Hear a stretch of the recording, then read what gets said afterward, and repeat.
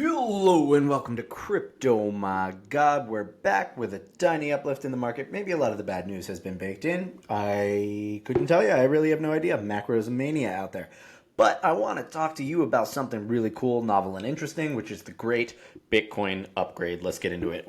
So I woke up to some really fun news revolving around Bitcoin today, which is the continued attempt to turn Bitcoin into something more than just a purely monetary layer. Now, Bitcoin's real technological innovation was solving the double spend problem, which is in digital basically saying, how do I create a digital asset that you cannot copy and paste, right? With money, this is crucial to the problem because you can't copy paste money. It breaks the whole concept. Now, it's always funny when I talk to major Web 2 developers, people that are deeply educated in distributed systems and large systems mechanics, they always tell me, I looked at Bitcoin, the technology sucked, and I just avoided it. And literally so many intelligent people that I know missed the investment totally. They looked at it back in the day, like 2008, 2009, when it first came out, and they just said, as a system, this technology is bad. And the thing that they missed is it was more of an economic innovation in that right than it was technical. Obviously, it's built on technology, but yeah, this is a really slow system. If each block takes 10 minutes to settle, you have a very limited amount of data that can settle inside each block. I mean, you're looking at that competitive to Facebook, competitive to Uber. Uber is synchronizing hundreds of thousands of bytes of data per second, right? Just trying to organize these cabs and these local regions and these users, et cetera, et cetera. So when you're contrasting it to these major Web 2 industries, it just doesn't make sense. Now, since the inception of Bitcoin, we had the rollout of Ethereum. Basically, Vitalik, who was an early contributor to Bitcoin Magazine and a very big Bitcoin bull, just looked at it and said, there's no way to put computation on top of this. We cannot scale Bitcoin out of its moneyness. And that's why it's sort of ironic to see Bitcoin's modern adoption from the monetary side, not the tech side, which is what we're seeing with all the government reserves, the ETFs, et cetera, et cetera. They are, in a nutshell, not asking anything of the Bitcoin network itself. They are simply holding the Bitcoins as a monetary asset. This is a bit concerning in the long tail of things. Like if Bitcoin network doesn't really do anything, I mean, how does it pay the miners to secure the Bitcoins themselves, right? So these are things we have to look at, but there is some interesting Bitcoin scaling stuff coming out. Now, Starknet is one of the earliest of the Bitcoin scaling projects. This was created many years ago. I want to say Starknet's been around for 4 or 5 years, and they came up with the concept of zero knowledge Starks. Now, these are crazy concepts, and zero knowledge is one of the most well-funded and high utility ideas, really in a philosophical lens, to come out of all of blockchain space. Basically, zero knowledge allows us to go through things like the KYC process, like that exchange of identity, and say, basically, we can approve based off of identifiers, right? To say, is Graham, KYC'd in the United States to make an asset that we can get an approval, yes, on the tech stack without having to reveal Graham, where he lives, his bank account information, right? This would allow you to take out a loan saying that you do have the assets without having to reveal everything about said assets. And this is important because we do see that large data storage sets are constantly being exploited. They're constantly being hacked. So anytime we put our personal data into these giant honeypots, it's just a very delicious thing for people to exploit. And we've even seen it so far as with social security numbers being exploited, right? Nothing is truly safe. So what we want to do is be able to finalize that handshake approval on a technological level, which is basically to say, if you want to make a loan, do you have enough money to put against that loan? And to have the programs automatically facilitate everything involved with that without having to reveal the full set of information. And that's what zero knowledge is about. It's about proving that something is indeed true without having to reveal the total information set around said action. This is what we want out of blockchain. And this is going to be one of its greatest attributes that it shares to the digital economy, to the digital world, to digital trust, to digital verification. So this is really, really cool and interesting stuff. Now here's Starknet. They came out today with a really fun announcement, something that I am very keen to see move forward, which is a bold new narrative scaling Bitcoin and Ethereum together. Basically saying that Starknet will become the first L2 to settle on both Bitcoin and Ethereum, bringing the two largest ecosystems in on a single layer, unlocking new DeFi opportunities and greater liquidity. Now, why is this interesting? Bitcoin and Ethereum, they do not play together. Bitcoin is a system that is meant to secure the double spend problem, with its first application being money. Money on the Bitcoin network, called Bitcoins, is really the only thing happening there. Ethereum said, hey man, we want to apply this decentralized security and this network scalability to computation, right? We want to create an operating system. Bitcoin as an operating system solely secures Bitcoins. It doesn't do much beyond that. Ethereum, however, wanted to build the entire DeFi space, games, everything, right? It basically said, we want that blockchain promise for the broader internet ecosystem, everything that's going on in the digital sphere. And what's really interesting is that Bitcoin has grown, and as I just mentioned, has this monetary adoption. So we're seeing it across traditional finance. We're seeing the value of Bitcoin explode. You got Michael Saylor buying tons of it. We've got a US Bitcoin reserve. Now, the problem is people can't do anything with Bitcoin, and that's one of the most difficult things when you get into higher levels of traditional finance. People want yield. But you cannot offer yield on Bitcoin. It doesn't work, because all there is to do is hold Bitcoin. You can't lend them out without giving someone your keys. If you give someone your keys, you defeat the entire point, right?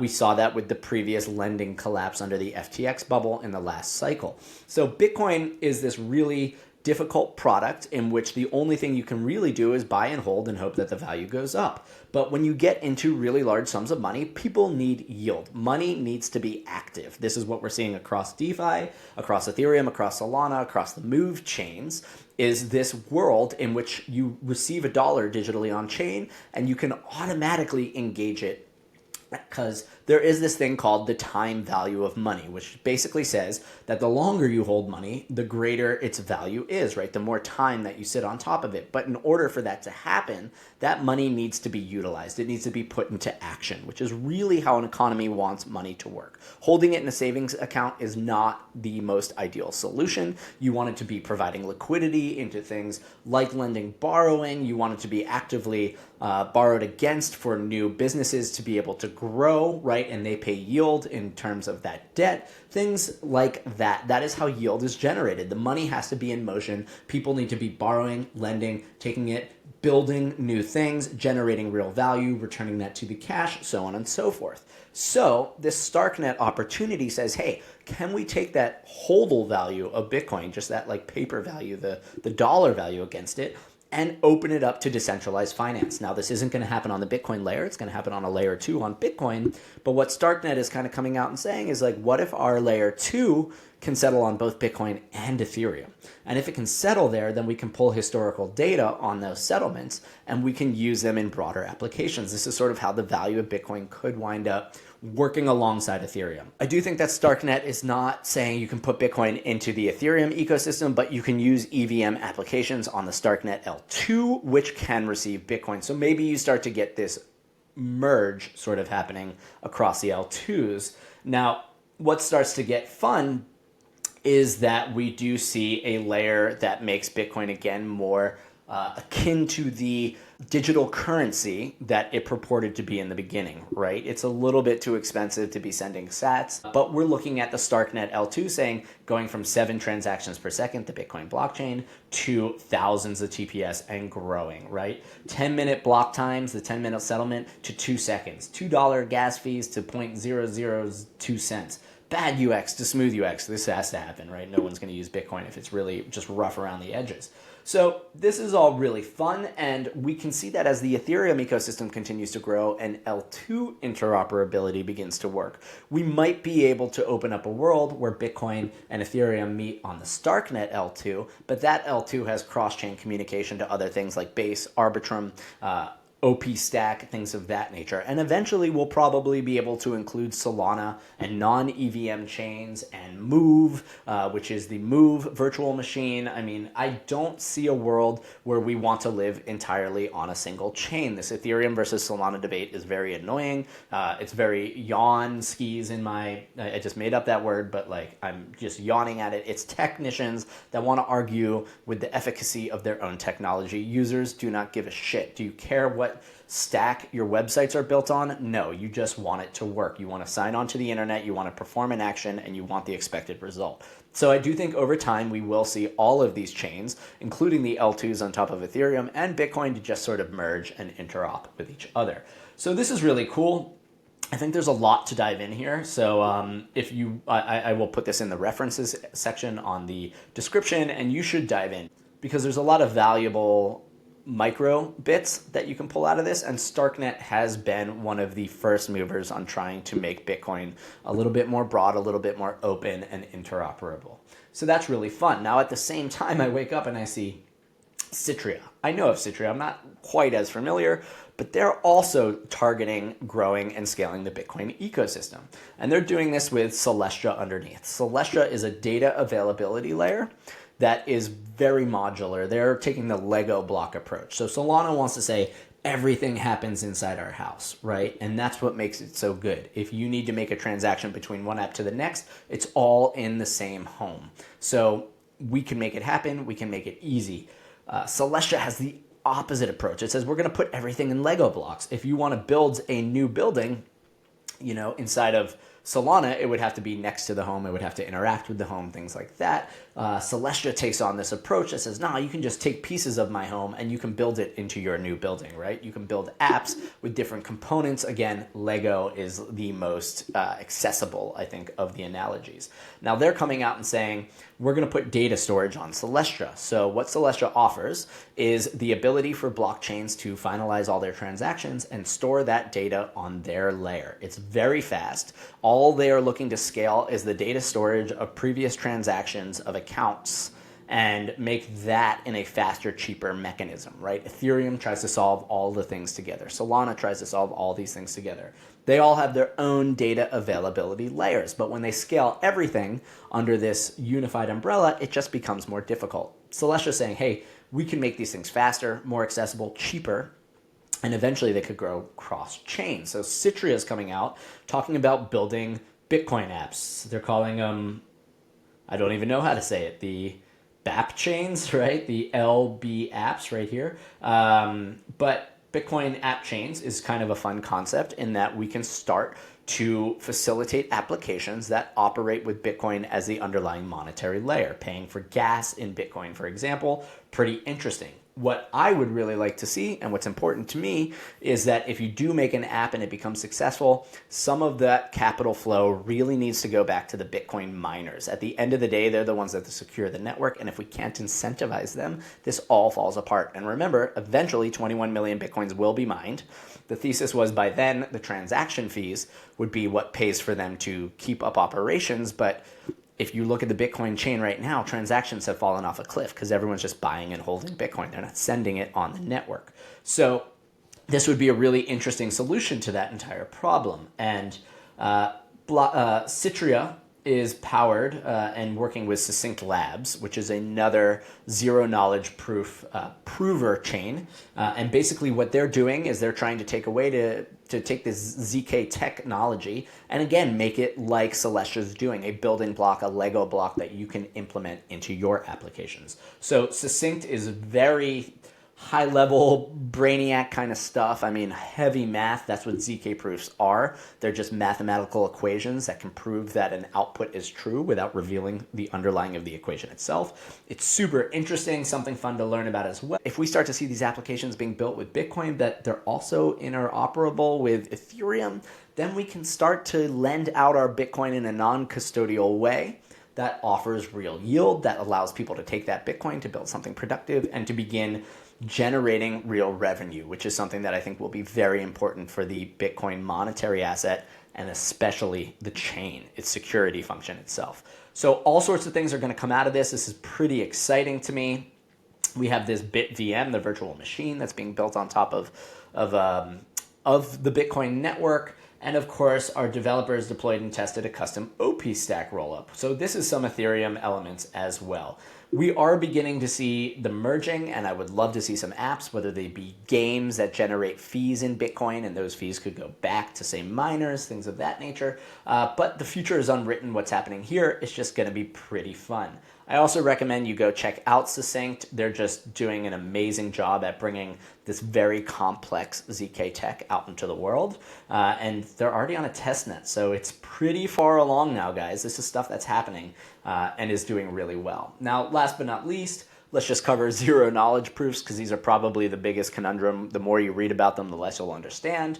But a zero knowledge proof is a protocol in which one party, the prover, can convince another party, the verifier, that some given statement is true without conveying the verifier any information beyond the mere fact of the statement's truth. And again, guys, to me, this is one of the most important things about blockchain. It's not these apps, it's not these memes that we gamble upon.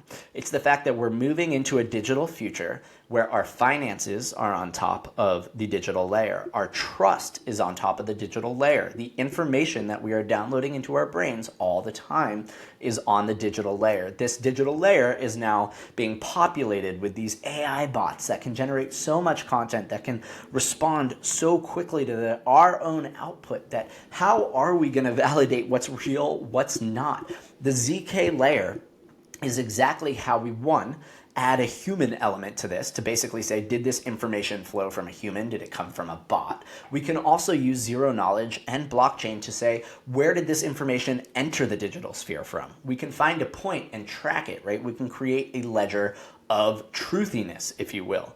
And beyond that, I would really like to see, and one of the dreams of blockchain the whole time has been to sort of remove human bias from a lot of financial operations, right? Black people tend to have a harder time taking out a loan, things like that, gender bias, race, religion. There's infinite reasons why the banks have rejected people in the past. And also, these identifiers should not become part of these transactions, because every time we put our crucial data into a centralized database, it gets exploited. It's basically a guarantee. It's only going to increase as we have more AI and more bots.